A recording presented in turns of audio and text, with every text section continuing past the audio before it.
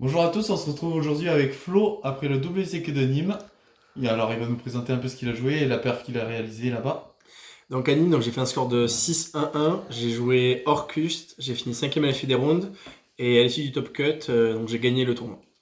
J'ai changé de deck par rapport à Toulouse, j'ai décidé donc de jouer Orcust pour tester pour le CDF. Finalement j'y vais pas. Alors c'était prévu mais bon, surtout pour le CDE. Je joue une version sans danger, sans engage parce que je les avais pas à disposition. J'aurai des changements pour le deck en fin de decklist. Donc pour la decklist Orcust, donc je jouais donc les deux Nightmares, 3 harpes, un squelette et une wand. C'est le bon ratio, 2 squelettes c'est nul. Je pense que ceux qui jouent 2 squelettes c'est parce qu'ils savent pas gérer leurs ressources. Et ceux qui jouent 2 harpes n'ont pas compris que harpe quand tu la discardes avec un nightmare c'est un extender et c'est ouf. Ensuite au niveau des PK, pareil le bon ratio c'est 2 boots et un clock. Des fois quand t'as un boot 120 ça permet de pouvoir débrick et de pouvoir faire la loop tranquille. Je trouvais vraiment ça insane de pouvoir refoolish une boot. Ensuite, au niveau de l'engine starter, le principal, donc le connector avec le dauphin. J'ai vu des gens dès le cut. Je comprends pas. Il y a marqué tour guide, il y a marqué anti-entrap. C'est un guerrier, c'est trop fort. Le meilleur engine, je pense, qui est au-dessus de connector pour les extenders, c'est l'engine Trickstar. Je joue un petit engine Trickstar d'ailleurs. Donc je joue juste un et un. Après pour les field spells, pareil, je joue un peu moins de terrain. Une carte MVP du tournoi, Destrudo, pour accélérer Red Warrior. Vu que j'ai pas les danger, il faut pouvoir justement aller extend et il marche vraiment très bien, c'est un value sur la défausse, enfin, il était vraiment fou. Les points de vie c'était pas trop important. Parce que c'était soit je le tuais, soit je la perdais parce que je pouvais pas jouer. Du coup c'était assez trivial. Salut le chat. Salut le chat. Dédicace au chat. Sky Blaster, je pense qu'il est remplaçable, notamment par Arma ou par l'autre extender magique, type instant. J'en reviendrai après. Il m'a fait quelques games, il m'a fait craquer des entraps aussi, puis il était quand même super fort avec. Je joue Link Spider, que vous verrez après un extra deck. La tech carte, le super agent.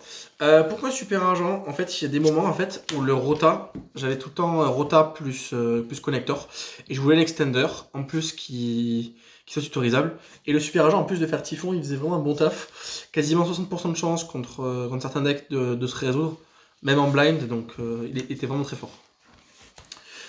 Pour les magies, la Bacro 8 avec les 3 twins, c'est indispensable, ça fait de la value avec les discards avec les Orcust. On n'aime pas lancer A, et notre entrap, du coup, 3 call by. Pour l'engine Trickstar, du coup, je jouais 2 et 2. Peut-être un troisième est envisageable, mais ça m'a pas manqué. 2, je pense que c'est le minimum. Les Terra étaient vraiment ouf. La Babel. L'avantage également des Terra, c'est que si on a Crescendo et déjà une main pour start, on peut prendre la Terra pour aller chercher Babel et pour essayer de Crescendo tour 0. Ce qui fait quasiment un terrain ingérable. Un Foolish, incroyable. Je jouais un drone. Je pense qu'il manquerait des engages, mais ça m'a pas. En fait, je me suis dit que quand je l'avais, c'était bien, et quand je l'avais pas, tant pis. C'était pas la carte MVP, mais quand je l'ai résolue, elle était forte. En plus, ça permet de faire la loop sans norme. Monster Reborn, c'est insane. C'est trop fort. Franchement, ça m'a fait trop de games. Notamment pour faire des reborns par rapport à lancer à Dweller pour aller gérer les boards. C'est trop fort. La grosse tech card qui me fait gagner la game 1 en finale contre Abdel avec Salam. Windbreaker Field, bah en fait c'est un anti-entrap. C'est con hein. Parce que c'est vrai qu'on a quand même des terrains, mais on peut quand même loop sans. Et quand ton adversaire il a 2 Veilers et une impermanence en main, bah il est pas très content. Parce que du coup il peut pas jouer du Guillaume. En plus ça peut se gérer avec Bardiche tour 0 en se la pétant. Quand on invoque Dingerso, donc c'est pas du tout handicapant et ça bait quasiment toutes les trappes à part H. C'était vraiment trop fort. J'ai pas beaucoup résolu dans le tournoi, mais le peu de fois où je l'ai résolu, elle était vraiment forte. Tu l'as déjà tuto avec Terra pour la résoudre sur une game ou pas du tout? Non, jamais. Jamais. Jamais. Avec Terra, je préférais toujours avoir Babel ou un Trickstar qui a géré une MP.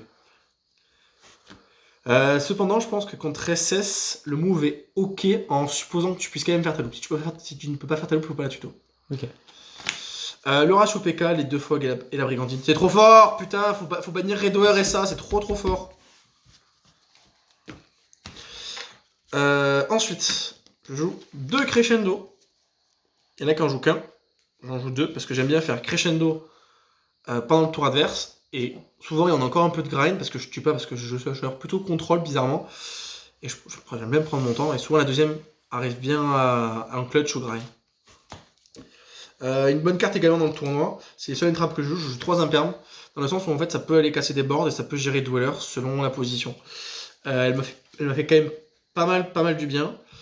Et là je joue à 45, je me dis qu'en avoir une c'est ok, en étant à 45 ça permet de pas en avoir plusieurs mains. Le seul problème c'est quand on a ça, plus la brigandine on peut pas faire Dweller. C'est le seul désavantage. C'était arrivé pendant le tournoi ou pas du tout? Ouais, ça m'est arrivé et souvent je me bloquais parce que je faisais aussi des petites erreurs. Mais en soi, c'est pas ça qui m'a fait perdre. Ok.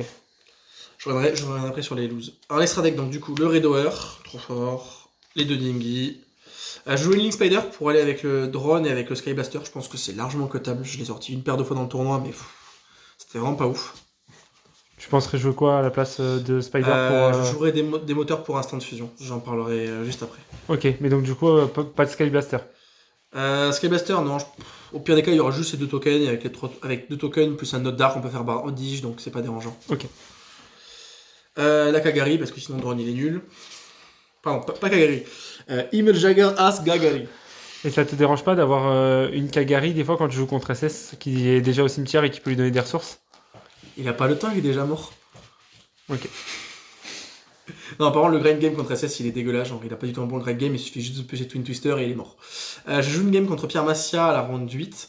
Vu que je joue SS d'habitude, il pensait que je jouais SS. Il m'a fait Shizuku et avec 2 engages en main, il a passé, il avait pas d'entrap, il a pris OTK, il m'a regardé, il a fait ah, mais tu joues pas SS? Et non. La mermaid pour le combo. 4 Nightmare. Unicorn est cotable aussi, je pense. J'ai sorti 2 fois dans le tournoi et les 2 fois il m'a fait du bien par contre. Je pense que j'aurais pu me débrouiller sans, mais ça aurait été plus difficile. Il aurait fallu que je craque plus de ressources, mais vraiment c'était fort.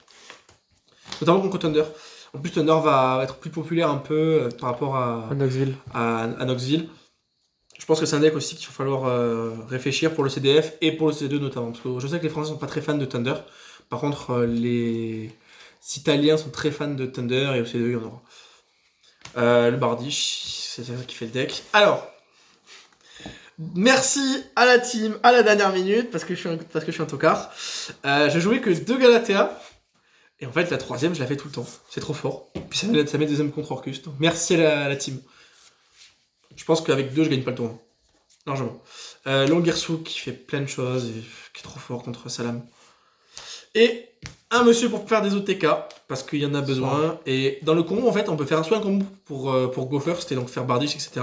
Soit le combo pour OTK et il est trop fort. Maintenant, le side. J'ai un side assez simple. Donc les 3 lancers pour le miroir, ça change pas de la DL SS, puisque ça c'est staple à 3 partout. Contre Thunder aussi c'est fort. 3 Pancratops, c'est une bonne carte, ça gère des floodgates, on aime ça. MVP de chez MVP qui fait gagner la finale en top deck. Le petit grain interdit pour gérer Dwellers, c'est vraiment la win condition contre Salam je pense. Si jamais la Dweller contre Trap, la game est déjà perdue, donc il n'y a pas game. Si la Dweller est lancée A, je pense que c'est difficile aussi. Mais s'il a que Dweller et une ou 2 N-Trap, on peut gagner avec ça. Et on peut même OTK sous Dweller et 2 N-Trap. Et 2 N-Trap avec une bonne main. J'ai OTK un de mes Salam. Il m'a dit c'est pas possible que tu m'OTK. Je lui ai dit regarde. T'es pas content. Red Reboot, que j'ai pas sali du tournoi. Mes match-ups c'était du Salam, du Orcust, du SS, un Pendule. Et un Thunder, donc elle n'était pas pour ces match-ups là. Mais pour tous les Rogues et True Draco, qui pour moi est quand même dans la méta, je pense qu'elle est obligatoire. Altaris aussi commence à se refaire populaire par rapport à WCQ German, enfin, à l'Allemagne.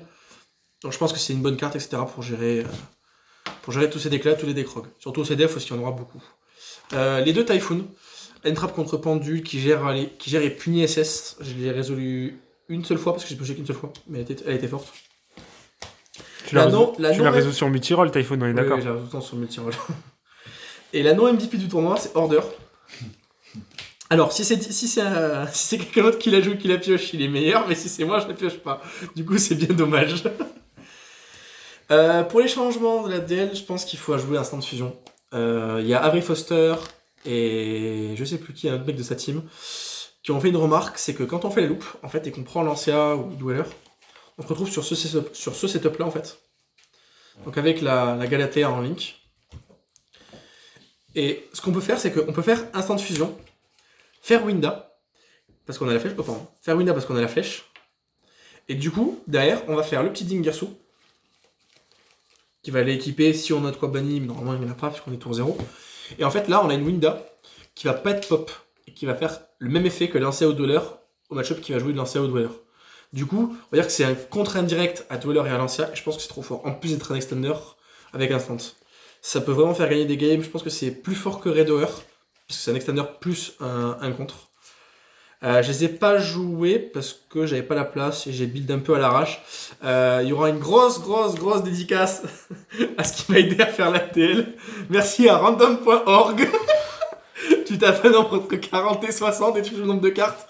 Ah, c'est 45, bon, je vois 45.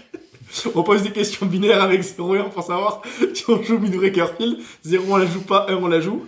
La réponse était 1, comme vous l'avez pu le voir. Puis voilà, après pas grand chose de plus à dire sur la DL.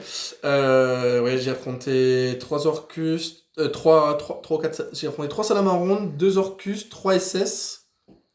Non, il y avait que 2 Salamarondes, 2 Salamarondes et un pendule. Et en top, j'ai affronté un Thunder, un Salam, un SS. Et c'est tout, parce qu'après t'as affronté la chaise. Et après, en top 4, une petite chaise, ça fait plaisir. Merci à Anto Turc. Voilà. C'est tout. Ok, bon. Mais pour ceux qui l'ont pas remarqué, nous, on va encore reféliciter Flo pour son bon résultat à Nîmes, après encore son bon résultat à Toulouse. Et du coup, on le verra pas au CDF malheureusement. Il nous manque le nouveau tapis. Donc c'est le nouveau tapis de la team. On sera 3 de la team au CDF. Et donc du coup, normalement, on aura tous des tapis un peu dans ce style-là. Et il y en a un autre encore à côté. Voilà. Donc on remercie Flo. Encore bravo à toi. Et on se voit. On se voit à l'Europe.